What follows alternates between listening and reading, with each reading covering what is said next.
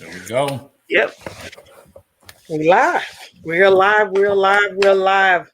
Hey, welcome back. It is Monday. It is 6 p.m. Central Standard Time. And we are back with another amazing episode of Create Your Future Self Live.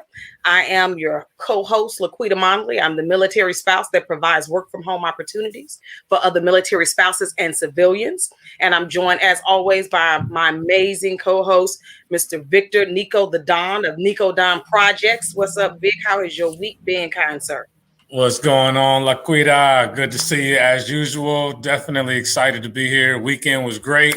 We're jumping in the saddle, and we cannot and we must not let this day go by without recognizing that this is International Women's Day. This is a huge day. Obviously, we want to recognize the strong women. So I want to take this moment to recognize you, Laquita, as truly a strong woman in my life. We've been connected here for 2 years.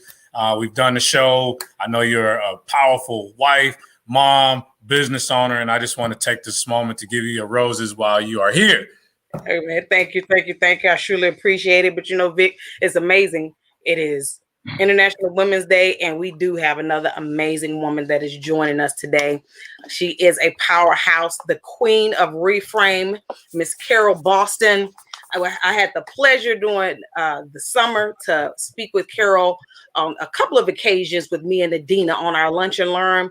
Carol has so much to bring to the table, and I can't wait to hear some of the amazing things that she's going to share with us today. So let's go ahead and get started off by saying thank you so much to those viewers who join us every Monday at 6 p.m. Central Standard Time across Facebook, Periscope, YouTube, and Twitter. Guys, thank you so much. We appreciate your continued love and support.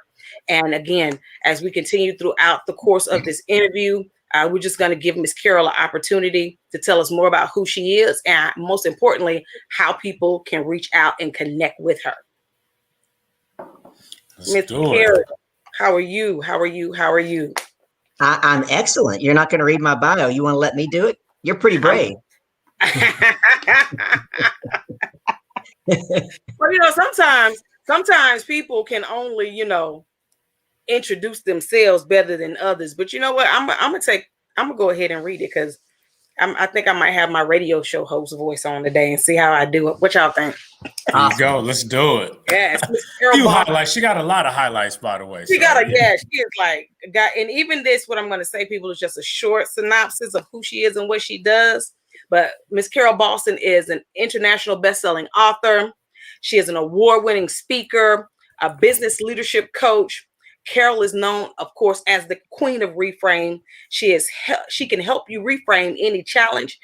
You can double or triple your income in record time. She brings the discipline of being a professional athlete and the savvy of 27 years of experience as a sales expert in Fortune 100 companies. We always talk about Fortune 500 companies, but my sis is 27 years of experience in Fortune 100 companies like AT&T, Sprint, and Paychex, just to name a few of her clients. Her clients say that she is relentless in supporting them to get the results that they want. Carol helps female business owners to know their value, own their purpose, and advocate for themselves so that they rise up and become the lionesses, leaders that they were created to be. Without further ado, Miss Carol Boston. I love that. The lioness and the female leaders that they were created to be. That's what's up. I've learned to say that I help female business owners and a few good men. There are a few still out there. There's a few out there, and I've had a couple of good ones as clients, so I don't leave them out totally, right now. Not right now.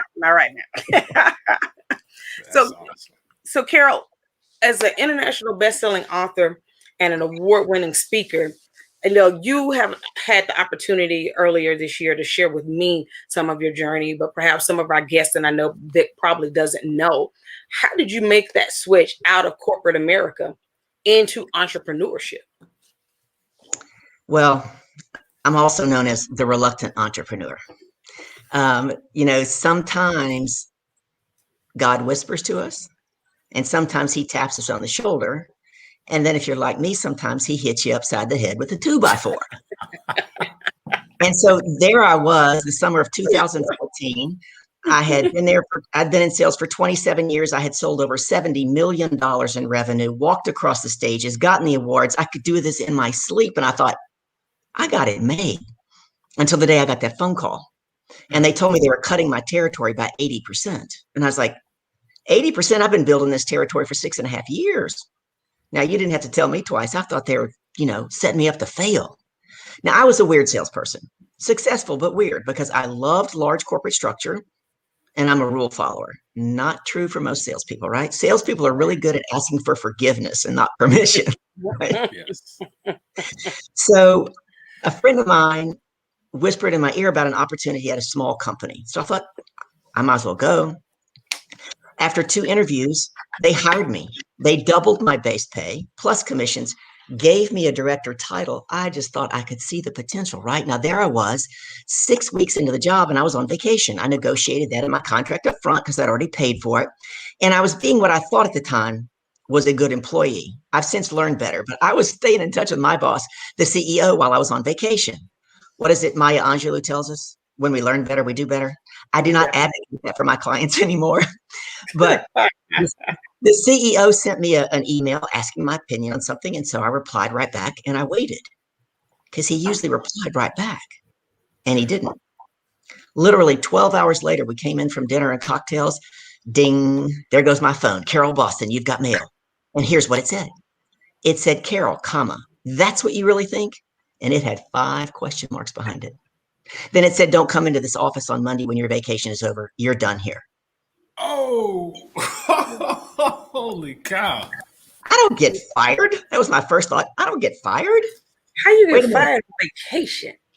And in an email, late for asking an opinion I was asked for. Right?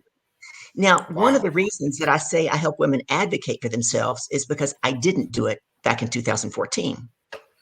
Florida is a no-fault state. They can basically fire you anytime they want.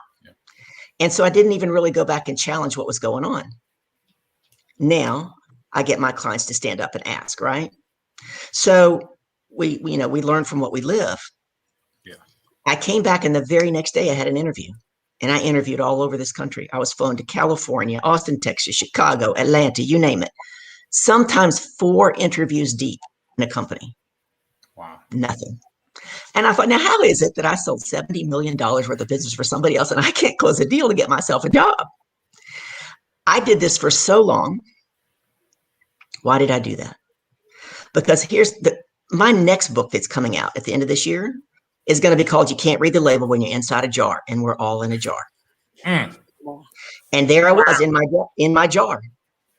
And I saw myself as buttoned up corporate sales. Nobody in my family had ever owned their own business. So I kept doing the only thing I knew to do, but it wasn't working. I mean, I depleted my 401k. I did this for so long. And so faith is my foundation. That's where I go. And there I was in my prayer time, way deep into this. And I go, God, I was yelling at this point. I said, look, you created me. You know, I'm not cut out to be an entrepreneur. I do not want to own my own business. You have got to help me find a good job. And literally 2 weeks to the day from that prayer, out of the blue, I get an email from a woman that I'm at one time out of town at a conference, and she gifted me a $3,500 ticket to go to Los Angeles to study at Guerrilla Business School. Now, I tell people my God has a sense of humor because Guerrilla Business School was a foundational school for entrepreneurs. What I was doing wasn't working, and I figured, I don't know what I don't know, so off I went. And that's the first thing I discovered, and that's why it's the title of my next book, right? You can't read the label when you're inside a jar. Right. You know, what I tell my clients is that I can read your label and I can help you write a new label so we can throw an anchor into your future and you can let go of that story that's keeping you held in the past. Come on now. And the second thing I learned was about empowering questions. And I was amazed at their power. And so I was determined to master them. And since the summer of 2015, that's what I've been doing. And that's where the Queen of Reframe come from. Because empowering questions help you reframe from focusing on what isn't working, right? That's what most people focus on, what's not working. Write down what I focus on expands, right? Yep. So they help you reframe from focusing on what isn't working, and they open you to opportunities you've never even considered. They cause you to get curious. They cause you to ponder. They open your awareness. They do what I say is they create Oprah aha moments. Because what you're doing when you put an empowering question out to God in the universe, you're saying, I'm willing to see, hear, say, or do something I've never done before. And that's how they create those moments. Now, the caveat is when you put them out there, you're not to try to figure out the answer. Mm-hmm. You put them out to God in the universe 6 to 8 times a day, and you go right back to what you're doing. If you're going to figure it out, what are you going to do? You're inside a jar. You're trying to get to these opportunities outside of your jar that are sitting right here waiting on us. But here's the thing. We can't see these opportunities. You know why? They don't look like what we think they should look like. There you go. There you go. I remember telling you that story, Laquita, about the man who died and went to heaven. And he's walking down a long hallway with St. Peter. And there's doors on either side with names above them. And he's excited, right? Walking down the hall with St. Peter. He says, do I have a door? St. Peter kind of looks at him sideways, says, keep walking. And they walk a long way. So by the time they get to his door, he doesn't know if he should be nervous or excited. St. Peter flings open the door, and there is this cavernous room. And it's filled from floor to ceiling with packages and boxes and bags of all sizes and shapes and colors. And he's like, looking at St. Peter's like, what is all that? And St. Peter looks at him and says, oh, those are all the gifts that God had to give you while you were on earth that you never received because they didn't look like what you thought they should look like. That's right. Yeah. Right. That's right. Right. Most of us are missing out on today's miracle, holding on to yesterday's blessing. Come on. Think about it. Come on. We're holding on so tight to what we think is ours, our hands aren't open to receive all that God in the universe has to give us. Oh, she's dropping it. Oh, my goodness. Well, about 5, 6 right there in that statement, man, because oftentimes when we think about stagnation and missed opportunities, we think about, fear of failure. But a lot of the times, the successes from our past definitely blind us and keep us from being able to see the potentials that's laying in front of us in the future because they look different than what we experienced in our past. Absolutely. That's a powerful statement. Yeah. And my clients, we learn to take the failure out of our vocabulary. My clients go, well, that was a learning lesson, right? And then we move on down the road. But I read something that someone said the other day that I thought was really profound. And it said, failure is just a new way to begin. But this time you do it with more experience. I like that. I'm going to put that in the chat, people. I'm going to put that in the chat. Yeah. Say that again. Right? Failure is just another place to begin. But this time with more experience. Right? Fail faster. Really encouraging. Forward. Right? Fail faster, fail forward. Yep. And we're talking about holding on to things so tightly. I was listening to Pastor Stephen Furtick. He's out of North Carolina, Elevation Church. And he's telling this story about how his elbow was killing him. So he finally just broke down and went to the doctor. And the doctor examines him and he goes, it's golfer's elbow. It's a lot like tennis elbow. And Stephen said, but I don't play either one of those sports. I just lift a lot of weight. And the doctor leaned in and he said, and yeah, you're right. You know what? You could lift a lot more weight if you loosen your grip. Right? Wow. I love it. Wow. Love it. Yeah. We have to let things come to us and not be so forced into thinking that the result has to be like this or that, like you said, that the success looks like that. That's a definite different perspective on looking at how things go, because we always talk about, oh, well, the failure has this person scared to move forward, but the success that they had can also stagnate a person because, oh, well, I already got it figured out. I was good at that. Well, things evolve, people evolve, scenarios evolve. And so what got you to success back then may not be the same formula for today. And I love that concept. One thing you say, Carol, I'm looking at your bio as well, where you mention in here, you saying specifically in the bio, your business can only grow as much as you are willing to grow. You want to kind of expound on what you were talking about there? Absolutely. In my world, everything boils down to personal leadership. And I started off calling myself a leadership coach. And after a couple of years, I noticed all my clients kept introducing me as, you got to meet Carol, my amazing business coach. And then I went out with this to a private mastermind with this multimillionaire coach. And I came back and I told the lady on my team who helps me with my workshops and my speeches, I said, either I don't know how to explain myself or Suzanne just doesn't get me. And she said, what do you mean? I said, she says I'm a business coach. I'm not a business coach. Well, she helped me reframe that. She said, Carol, the leadership principles and tools and techniques and habits you're getting them to embrace and adopt, they just don't see how much they're changing. They're looking at the end result. So that actually helped me change part of my coaching, because along the way now, I ask my clients, can you see how you've grown there? Can you see how you no longer make emotional decisions and now you're making good business? So I learned that, right? So I actually gave my first live talk in a year last Friday. It was the Extraordinary Women Who Lunch at the Tower Club, Fort Lauderdale. Very well done, right? Social distancing, everything was great. And in that talk, I was telling them, listen, it is all about, they call me a business leadership coach, but it's about personal leadership. And afterwards, a gentleman said, Carol, he goes, you really can help the everyday woman, not just the businesswoman. And I said, what do you mean? Because, in our world, they tell you got to niche down.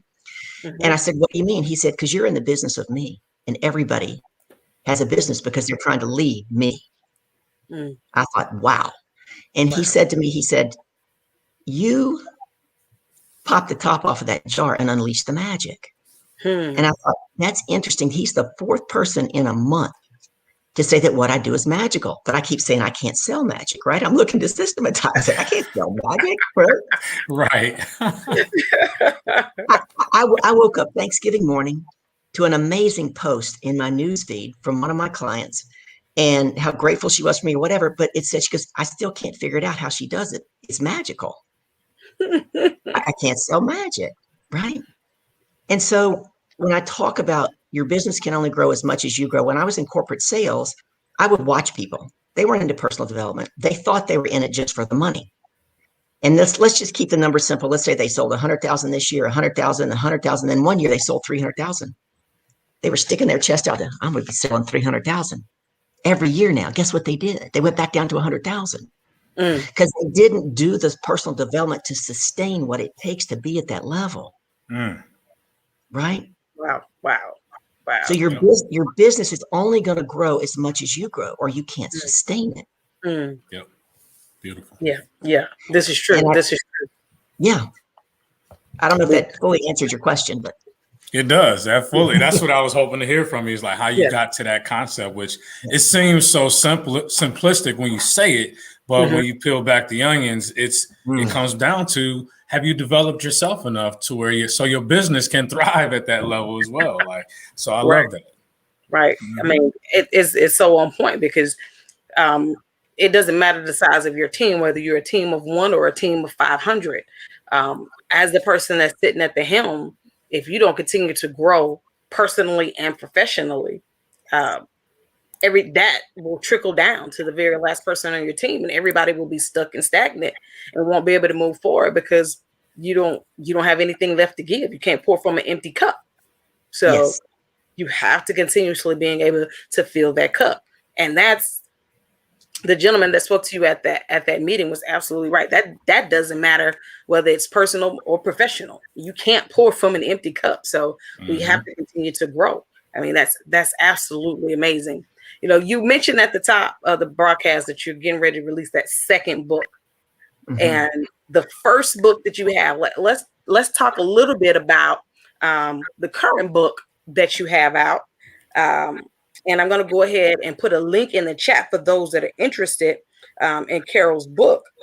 Excuse me. And the book is, it's an international bestseller, Women Who Boss Up: Secrets from Women Who Are Owning Their Health, Wealth, and Wellness to Create a Life They Love. Yes. Lifestyle they love. Yep. Absolutely. I was so blessed. There's 15 other women in this book. And let me just tell you that our first 5-star review came from a man. Listen, these are stories of women who are overcomers, women who have, some of them been through some horrible things, and what they're doing to turn it around and do good in the world. You can be male or female, young or old, and you're going to get inspired by some of these stories. And, for the first 100 people that order the book, I'm going to autograph it before I ship it to you. It's in pre-order right now.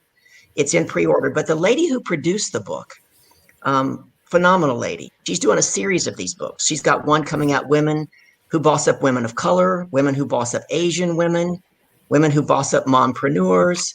And she's doing a whole series. And what was really cool is she took us through the steps, because she'd already done it herself, of how to take a book and turn it into 6 figures in a year. Right. So she was also teaching us in that process.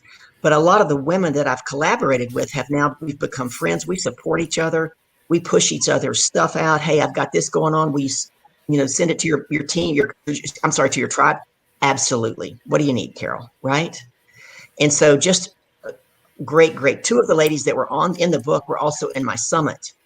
And this is something I want to talk to entrepreneurs about. When you get opportunities, always look for what else is possible. Mm-hmm. Here's what happened. When she approached me to be in the book last May, and she told me the investment and everything that I was going to get for the investment, I just said, well, do you have an affiliate link? And she said, as a matter of fact, I do give money. If you send me another author, once they pay, I pay you $500. And I said, this book isn't going to cost me anything. Yeah. I can sell anything I believe in. Not only did, and we did, 30 podcasts, and we did a book tour, and she did training. She's a business coach. She did private coaching with us. There was a lot for the investment that you got. It was amazing, right? Mm-hmm. Not only did it not cost me anything, I'm actually getting ready to make another $500 because I sent her somebody for another book. And just yesterday, I think I told you, Lakita, I don't know, one of my new mantras is, I am so excited and grateful that money comes to me easily and effortlessly from expected and unexpected places. Unexpected, yeah. I opened up my email yesterday and I'm like, somebody sent me something from PayPal? What's that? I opened it up. I promoted the summit more than anybody else, got more people there or whatever. I got another check for $174. Beautiful. It's a money maker. But always ask what else is possible. Write this down, folks. That is the most powerful of all empowering questions. I love that. What else is possible? And the thing is, you can't be attached to the outcome, and you're not trying to figure it out. Now, see, that's one of the things you do that I love, the empowering questions. Oh, yes. I can just sit down and talk. I can just sit down and listen to you explain that like every day, all day. Yeah, but it's how I became the Queen of Reframe. And I'll tell you a funny story, and then I'm going to go back and teach your tribe something on empowering questions. Yeah. But back in October, I started doing a lot of Facebook Live swaps. I found people who were in alignment with me and their audience, and we were doing all these swaps. I was doing a bunch of podcasts. Fast forward to December, I'm sitting there having lunch one day, and a new friend I'd made networking or something said, hey, I've got this Facebook Live Zoom thing going on. Why don't you join us? I'm having lunch. I said, okay. So I'm on the Zoom link, and she had a guest speaker that I'd never heard of. And the guest speaker said, can the people in the Zoom room go around and introduce themselves?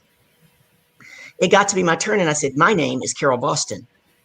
And before I could say anything else, she leans into the camera. She goes, you're the Queen of Reframe. And I'm like, how did you know that?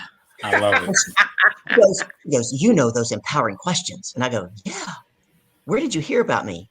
And think about this. This was impactful for me. She said, I heard Trish Grimes interview you. Trish Grimes was the first person that interviewed me back in early October. So 2.5 months have gone by, and this lady didn't forget. And from then on, all of my Facebook Lives, table talk with the Queen of Reframe. That's what we do. Right? Yeah. And that's how that came about. But real quick, when I got 2 coaching certifications, right? I started this process 2015. Fast forward to the fall of 2017. Here's something really important for your audience. Oftentimes, we will do what is familiar even when it's uncomfortable. Come on, say that one more time. Often, say that real loud. Often, we will do what's familiar even if it's uncomfortable. And I was guilty of that. I was holding on to these 3, they were very unique products that I had 2 coaching certifications, and I thought I was committed.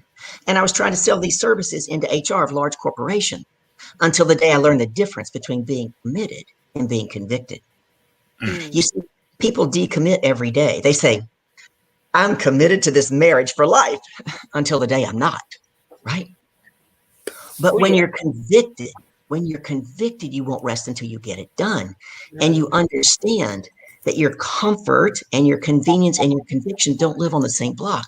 They're not even in the same zip code. Mm-hmm. And when I learned that, and I knew I had to be all in, I told you I was a reluctant entrepreneur. Yeah. Listen. I'm just telling you, Carol, you have dropped some amazing nuggets in 26 minutes. 25, because we started at 6:01. You told me, bring it on. You told me, bring it on. You did. You always bring it. Listen, people. Listen. Stop what you're doing. I know Vic is a man that writes notes because me and him think alike. Mm-hmm. If you do not have at least 10 good points right now, you need to go back and watch the replay. I'm telling you, Vic, I've put a couple of comments in there, but just check your notes. How many good little notes you got right there? I got 5 for sure. There's probably a couple that I just couldn't write fast enough. I wanted to be respectful and look at her while she was talking. That's all. Thank God for replay, right? Thank God for replay. I couldn't get them in there fast enough. I just was like, forget it. I'm going to just type. They know I'm here. I'm trying to get this information out in the comments right now. So listen, Facebook, Periscope, YouTube, Twitter, you guys are absolutely amazing. I see some of you still coming into the room. Thank you guys so much for joining us again this Monday. We have Miss Carol Boston, the Queen of Reframe. She's been, yes, she is one of our Facebook users. Like, she is dropping. She bringing it for sure. Yes, she is. She is bringing it. Please, you guys keep coming in the room.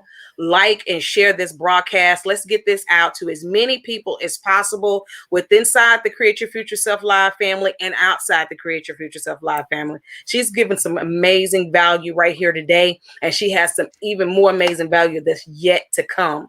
Look in the comment section. I'm putting in a link to her book. The ones that she's just talking about, the first 100 people, will get a autographed copy of the book.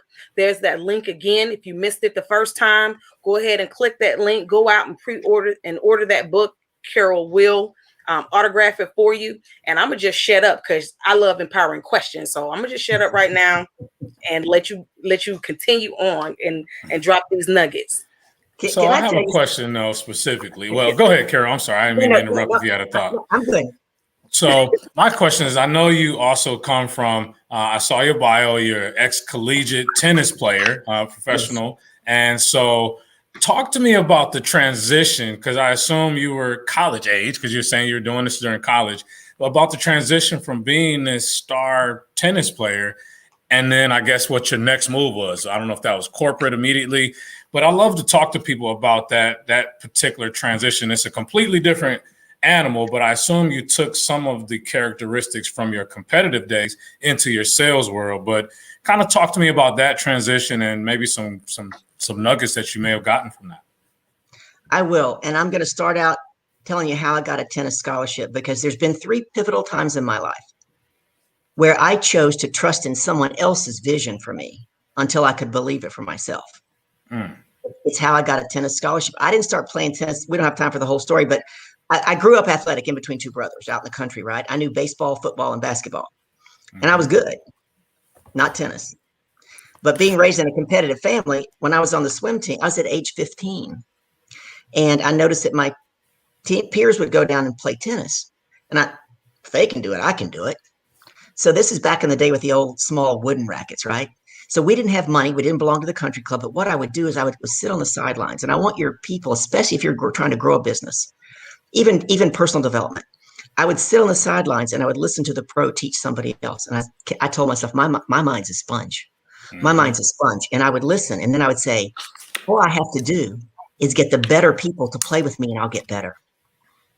And so I learned how to navigate that, negotiate that. And I started getting better by playing people better. And this pro kind of took a liking to me. Now, he never gave me a private lesson, but what he did, he noticed that I would show up at the tennis courts at 6 o'clock, sun up, Saturday and Sunday morning. Everybody else was out partying, didn't get in there. So he built this apparatus. It was kind of like this, and he put it inside the service box, and he would give me a grocery cart full of balls. Now, if I hit my serve correctly, guess what that board did? it gave me back a volley. So I learned to serve and volley by myself. Wow. Nice. Wow. With a board. It's true. It was built kind of like this at an angle. So if you hit it right, the ball came back. It was cool. Yep. So fast forward, I actually made the high school team, even though I started playing when I was 15, and I played number 6. This is important because only the top 6 play singles. But here's what I told myself. Guess what I'm doing again? I'm playing with 5 girls who all started when they were 5, all belonged to Piermont Oaks Country Club, and all had a private coach, great coach, Jerry Montgomery. So I started getting better. And Jerry would do things like, hey, Carol, I'm going to be working on Lauren's forehand. You want to come return them? Because he knew I would listen to what he was teaching her, right? Mm-hmm. So long story short, into my junior year, my dad is very Southern. He looks at me and he says, now, Carol, you need to get an academic scholarship or you need to get a job. I ain't sending you to college. And I said, but Dad, I'm going to get a tennis scholarship. And he kind of looked down his nose at me. Like I said, get a job or get an academic scholarship. Now, folks, one of the most important things I want you to take away from that is that oftentimes your family and your friends are not going to be your supporters, whether they're scared, they're fearful, they don't understand, but God didn't give your vision to them. He gave it to you. Say that one more time. Say that one more time. I don't mean to interrupt the flow of your message, but there's a lot of people who need to understand. God didn't give your vision to them. He gave it to you. And just like I made sure I surrounded myself with people who were better than me, that's what you have to do. Find the people who will support you. I left the mastermind back in October. He said, why'd you leave? I said, I was the smartest person in the room. I wasn't getting anything. I said, I'm being honest, they weren't looking to you. They were looking to me to lead. And he nodded his head and off I went. I'm like, I want to be around people who are smarter and they're longer, right? Yep. So because I trusted in Jerry's vision for me, I ended up getting 3 full offers for scholarships and 1 half offer. And I wanted that half offer because I am an LSU Tiger. You see my water cut? I saw that, yeah. And my doubles partner was going to LSU. So I get to LSU and guess what I did? I started off at number 6 again, but I was in the game. Yeah. And so the first lesson I would tell you that I take, actually, I'm creating a new course called Relentless Leadership Academy. 7 steps to an unstoppable business. And one of the last steps is raise your game, how to become a professional athlete in your business. And one of the first things I talk about is that a professional athlete does, they show up every day no matter what they feel like. That's right. Yeah. They are not ruled by their feelings. They show up every day. The second thing they do is they're willing to practice when everyone else is resting. That doesn't mean you're a workaholic. But at the end of my freshman year, the rest of my team took the summer off. I did not.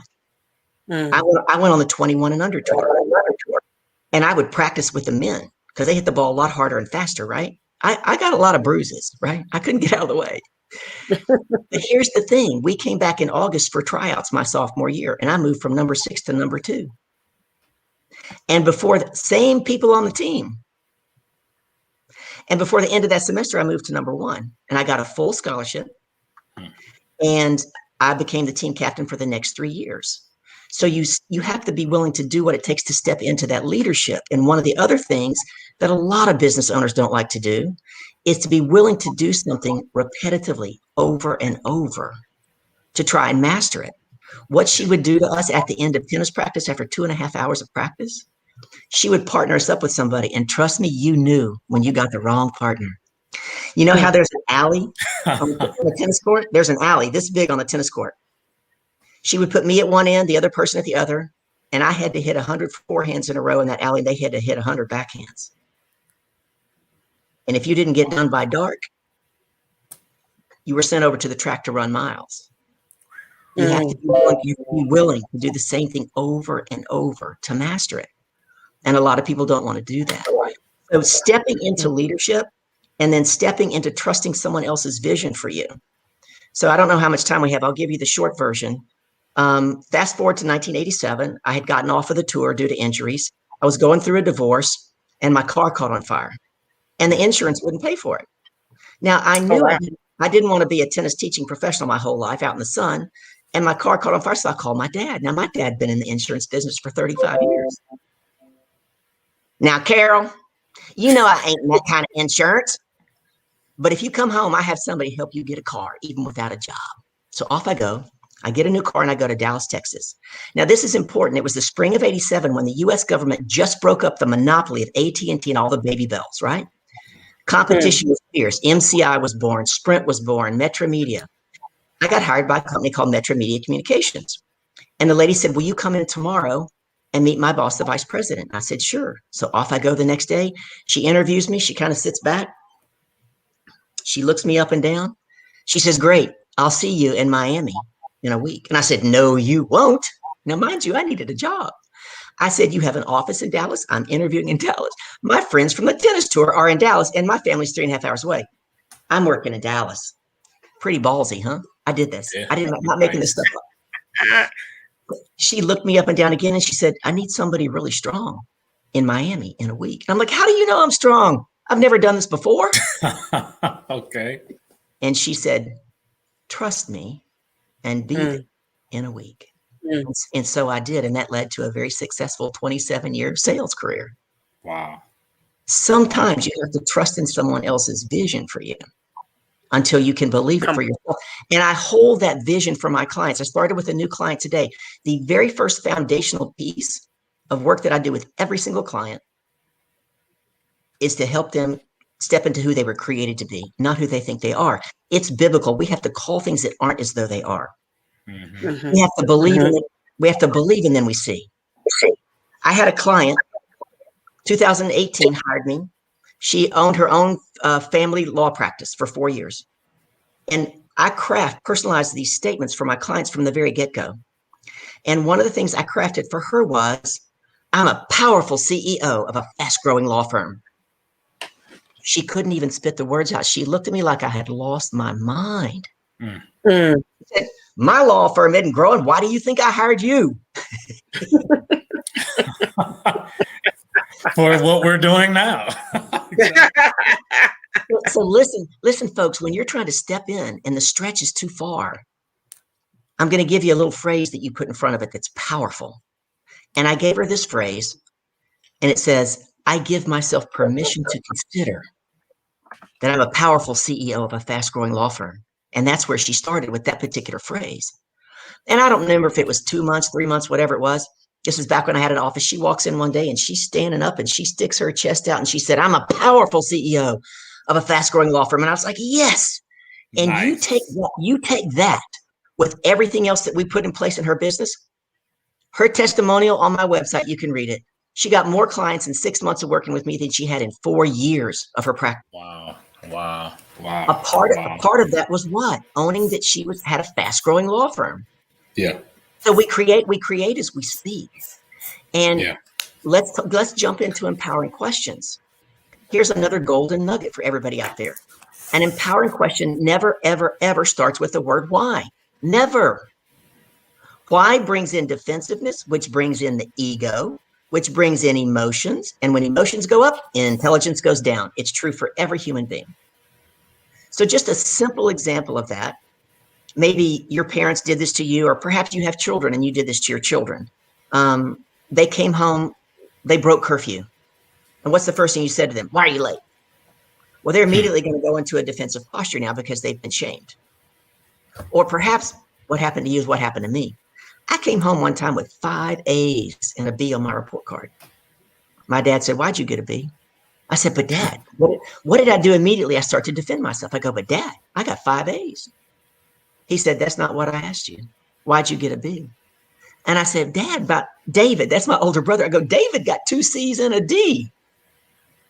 And my dad said, and we expect a lot more out of you, Carol. Now, as a child, how I heard that was, I had to be perfect to earn love.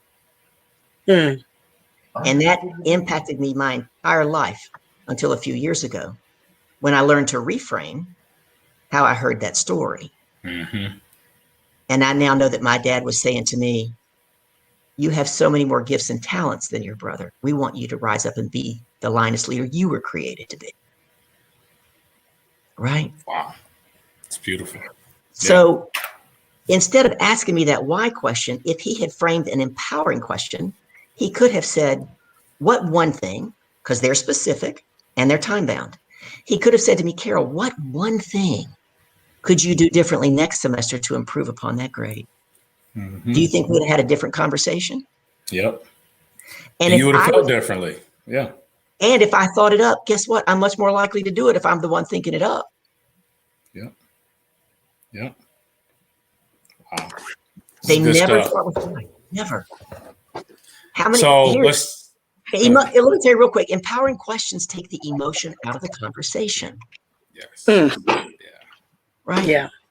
Yeah. And emotion is what gets you into arguments because one, your ego's involved and somebody wants to be right. Mm-hmm.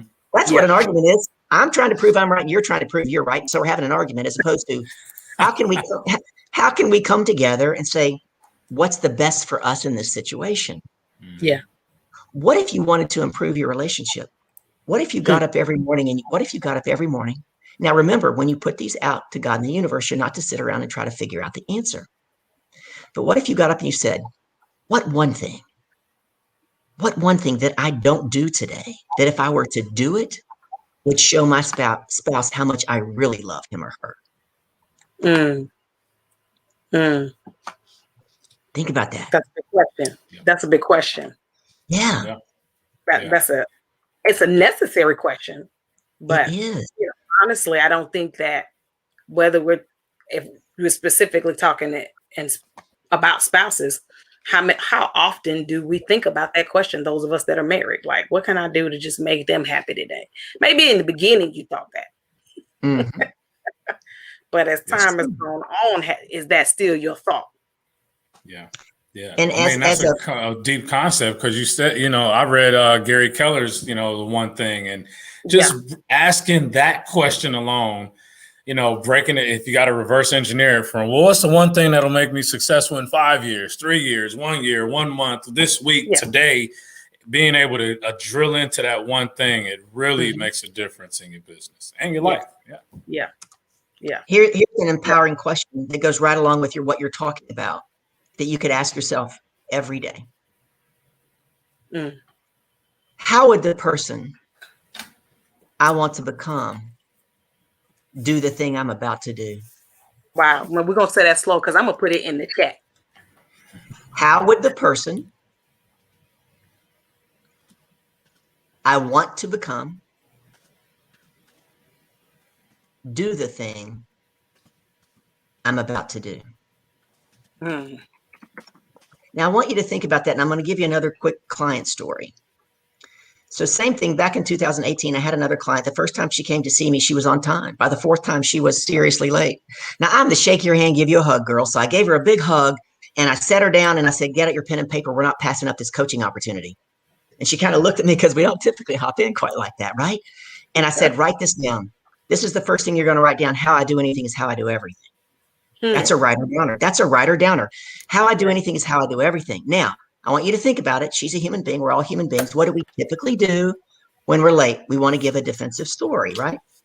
So she started to give me, I said, I don't need a story. This isn't about you being late. She said, it's not. And I said, no. She said, what's it about? I said, it's about where else in your life are you not showing up for you? And she's like, huh? And I said, you pay me in advance for my time. I'm not giving you any money back. And I'm not giving you any time because I have a schedule of clients that I keep. I said, write it down. So she writes it down and she says, is that my homework for the week? I said, honey, that's your homework ad nauseum. I want it on your dashboard. I want it on your refrigerator. I want it on your mirror. I want it out to God in the universe 6 to 8 times a day, but don't try to figure it out. Will you do that? And she said, yes. Now, fast forward a few weeks or a few months, I don't know. We're working on a business challenge one day and she sits up, her eyes get really big and she looks at me and I said, what's up? She said, that's another place I'm not showing up for me. Exactly. And that was a very empowering question I asked her. I want you to think about it. If I had said, why are you late? I would have accomplished nothing. Would have been stuck in her story. Now we've opened the door for her to see where she's self-sabotaging.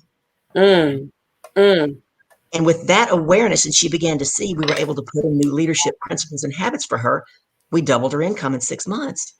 Wow. Yeah. That's powerful. Asking the right questions. Even Voltaire said, do not judge a man by his answers. You judge him by his questions. Here's the thing. The quality of our life is determined by the quality of conversations we have. And the quality of conversations we have is determined by the quality of questions that we ask. If you're not asking the right questions, number one, you're not getting the answers that you want. And you're going to end up in a lot of those arguments and not have the quality conversations that you want to have. The questions are the answers. The questions are the answers.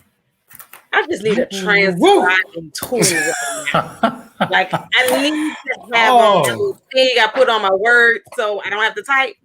I should have that on right This then. is beautiful. This is absolutely beautiful. Yeah, I mean, this is, I feel like I got to send you a check, Carol. It's just I know, right? Oh my God. And I'm a coach. These are concepts. These are concepts that I understand. And again, I deliver them to many of my clients when I'm working with them. But just your delivery, again, tying it to the stories that you have, it just makes it feel different. And it just opens up that concept. It's like, okay, asking what instead of why makes a big difference, and really understanding what's happening.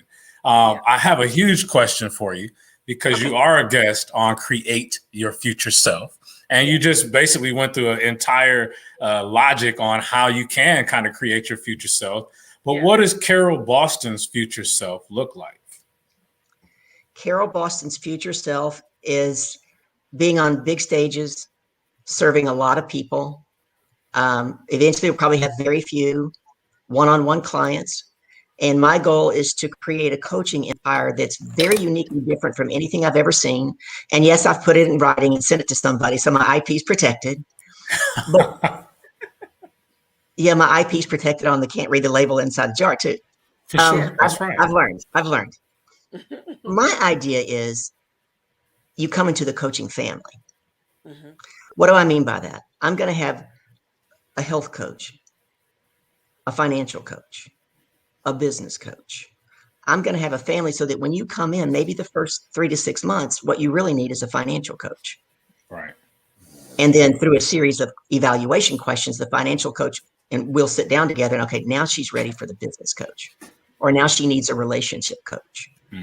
But once you come in, you're part of the family and you get taken care of. But I love speaking in corporate America and teaching. I really see myself there, but that's one of the things I put out to God in the universe back in August of 18 was that I wanted to speak in front of 5,000 people. Fast forward to 19, I was hired 6 times to teach and train inside American Express. And one of the times was for a group out of Denver. And I was so excited. I get to go to Denver, boy, get out of hot Miami. I was so excited. She's like, yeah, you're not coming to Denver. Well, why not? Well, all my employees are virtual. Think about this. This is only a few months before COVID. And she said, all my employees are virtual. Well, how many employees you got? He said 5,000.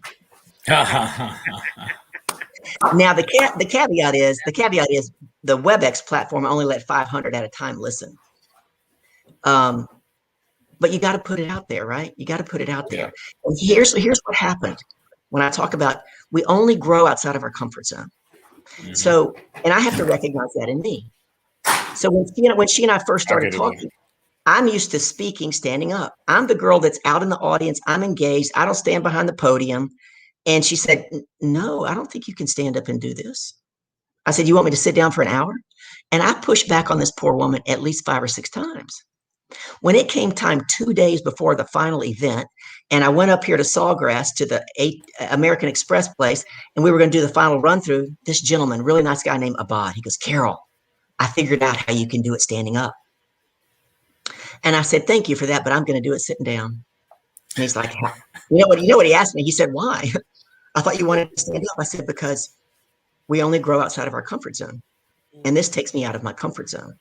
And I need to grow in this area. And I want you to think about that. I did it to the highest success of any speaker they've had. It's Education Week, and they've been doing it for years. And she, 3 months later, called me up with all the stats, all the responses, right? 6 months later, the only thing you can do is sit down and talk to a dot. Sit down and talk to a dot. So I was getting prepared, but we have to be willing to get out of our comfort zone. You know how they show the big triangle and people say it's lonely at the top? Yeah. You know why it's so big in the middle? Because that's where mediocrity lives. Mediocrity lives in the middle. And it's lonely at the top because so few people are willing to do the work to get there. Yep. And, you know, I've had client and people complain, well, it's hard, right? And I said, listen, if the side of that mountain you were trying to climb was smooth, you couldn't climb it. Those crevices and those crannies are there to give you a foothold. And if you're really lucky, you got someone pushing your butt up from the other side. That's your team, right? That's your team. Awesome.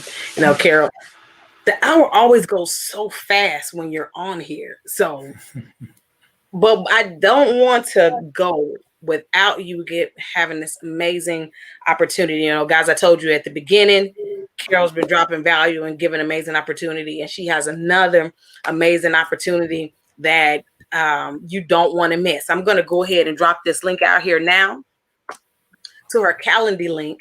And there's this opportunity for you guys to get some amazing value from Carol and to get on her Snowmageddon. Yeah, Snowmageddon. I want to make sure I'm saying it right. On her Snowmageddon clarity call. It's not Armageddon. 2 weeks ago, when you guys were going through all that snow and ice in Texas and everybody was focused, what did I say empowering questions do? They help you not focus on what's not working and reframe it. So I thought, I'm going to reframe it. And I'm going to offer something I have never offered for Snowmageddon. And I'm only going to do it for 4 weeks. So we're in week 3, right?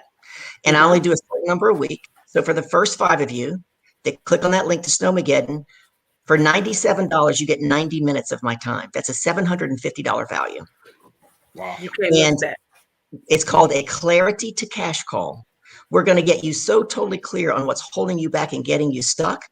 I did one last week for a lady, and she committed to giving me a follow-up email in 2 weeks. I got a follow-up email in 1 week. She's like, oh my God, all these things. I just got 75 new people in my Facebook group. I got 2 clients. This is a woman who was stuck. I got 2 new clients in a week and 75 people in my group. And then she was telling me everything else from this one call. I had another lady who did the call. She'd been wanting to be an entrepreneur for 35 years. Now I want you to think about it. I want you to think about what I said to you earlier about familiarity and comfort. She read all the books, watched the videos, listened to all the big people on stage, had no idea why she couldn't get into action. We got her into action on that call. That day she started producing homework and is quickly moving forward. I will get you clear on what's holding you back, and we'll devise a strategic action plan for you. Yeah. Have you ever had a client get completely angry at what we're forcing them to, by them being forced into the discomfort? And how did you deal with it? No. I've never had anybody get completely angry with me because I prep all my clients and I tell them a good coach, and I'm a really good coach. A good coach will get you to say what you don't want to say and do what you don't want to do in order to get you to where you want to go. Because if you could do it on your own, you had already done it. So my clients are very clear that they're going to have, and I will tell you this, when that client said, I don't know how Carol gets me to do it, it's magic, because I get them to do some things that they don't want to do and they don't get angry. And when I'm talking to them at the beginning, I'll ask them, I'll say, you know who Joel Osteen is? Most of them say, yeah, I know who Joel Osteen is. And I say, yeah, I like Joel. I listen to him in my car on the Sirius radio coming into the office every day, but he's kind of a coddler. I think he coddles people. And then I'll say, you know who Joyce Myers is? And some, about half do, half doesn't. And I say, and the people, right? And the people who don't, I say, Joyce Myers is the total opposite of Joel. She's like, suck it up, buttercup. This is the way life is. Yeah. Night and day. Yeah. I said, I'm right there in the middle. I'm not going to hit you over the head with a 2x4, but I'm not going to let you slide. That's right. That's good. That's this is awesome. I can imagine that your clients are not only happy with their end results, but just dealing with you through the process and the discovery that they go through with you. It's got to be very refreshing for so many people. And I'm just very thankful that you were able to share with our tribe, our community, because again, our show is called Create Your Future Self. And for you to get there in ways that you haven't been able to get to it before, these are the concepts and the logics that you have to apply to your life. And it oftentimes takes those tougher coaches like a Carol Boston and you to kind of really push you down that road that you really want to be. So we're very thankful and appreciative. Again, this was the perfect International Women's Day. We had some strong women on here today, man. Both of you guys, awesome. I mean, Carol always brings, every time I've had the pleasure of having her, whether it was on Lunch and Learn and then here today, even our conversation we had earlier, she always brings value. She always brings value. Carol, the comments been lighting up. I didn't even have a chance to look over here what the people saying. Some every now and then, but every time I look over here, they are super, super excited. And they love. I'll go back and read them. Yeah, come back and read them. They've been absolutely amazed by the value that you've been dropping here. And so please, guys, don't forget, go out, check out that Calendly link. It is showing up on all of your platforms, whether you're in our Facebook group, on our profiles, YouTube, as well as on Periscope. The links are there. Click on that link. Schedule yourself with this amazing discovery call. 90 minutes. Yes. 90 minutes. You have no idea what you can accomplish in 90 minutes on a clarity call. I don't think I've ever known anybody to give a 90-minute clarity call. They don't. Yeah. I told you, Snowmageddon. I'm going to get people. It's snowing good stuff. Listen, That's you awesome. want to get on that call. You want to get on that call. You want to do it today. You don't want to miss her book. The link to her book is also, it's in the groups as well as on the profiles. Look in the comment section, click on the link and order that book. Be one of the first 100 people so you can get that autographed copy of the book. She does have limited spaces available. Go ahead and jump out there on that Calendly link. Book your time for Snowmageddon. $97 value, $97 for that 90-minute call. And the value on that, I mean, you can't even put a $ on the value on this clarity call that you're going to get on this discovery call, you know. But before we go, think about it. That lady's been waiting for 35 years and one call. Come on now. She's taking action for her dreams. She's taking action towards her dreams. You know, it sounded like it just took me back to scripture. The angel comes to touch the water, and you're just gonna watch it happen and just lay there. And the excuses, I ain't had nobody to put me in. You don't have that excuse anymore, right? No. We don't have that excuse. 30 plus years with no action. Wherever you are, and you take it, whether you're taking action and you're saying this action isn't working, or you're afraid to take the action, click that Calendly link, connect with Carol. You will not be disappointed. You will not be disappointed. But thank you again. You guys are a blessing to me too. Thank you so much. Hey, it's been great. It's been great, Carol. Thank you so much for coming. For you guys that have been viewing with us today across Facebook, Periscope, YouTube, and Twitter, we appreciate the love and support you share. We'll be back again next week with another amazing guest on Create Your Future Self Live. We're here every Monday at 6 p.m. Central Standard Time. And next Monday, it's going to be a treat for me, absolute treat for me. Some of you know that I am writing a book as well. And the young lady who's helped me get through that process will be joining us. She is the breakout coach, Miss Latoya Nashe. Y'all don't want to miss it. You do not want to miss it. Yeah. Coach Latoya will be on here tomorrow, next Monday at 6 p.m. Central Standard Time. But until next time, everybody be blessed, and we'll see y'all next Monday. Take care. Peace. Peace.